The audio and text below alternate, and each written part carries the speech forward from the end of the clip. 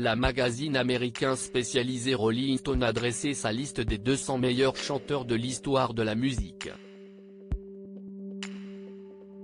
Un exercice pour le moins compliqué, tant les critères peuvent être nombreux et les sensibilités de chacun peuvent jouer dans la balance.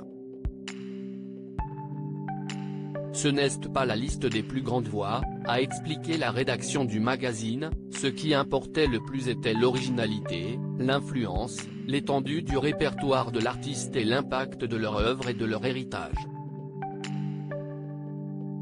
CIST ainsi que plusieurs incontournables pour certains passent à la trappe, comme Céline Dion, tandis que certains noms plus confidentiels ou inattendus viennent se glisser dans la liste. CIST notamment le cas de Françoise Hardy. La chanteuse française de 78 ans, populaire aux États-Unis, facteur important quand on sait que CIST, un magazine américain qui dresse cette liste, se retrouve ainsi à la 162e position de ce classement, où elle est la seule représentante française. Interrogée par nos confrères de RTL, elle a donné ses impressions sur cette mention honorifique. Elle se dit notamment stupéfaite au plus haut point de cette place dans ce classement. Bien sûr que cela me touche et me fait plaisir, quand bien même je ne mérite pas tout à fait d'être dans ce classement, développe celle qui souffre de problèmes incurables et dont la santé continue d'inquiéter.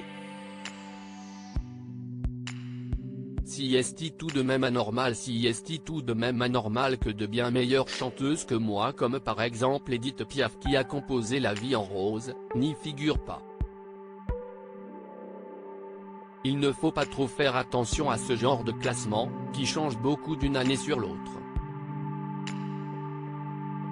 CIST assez incompréhensible mais très flatteur.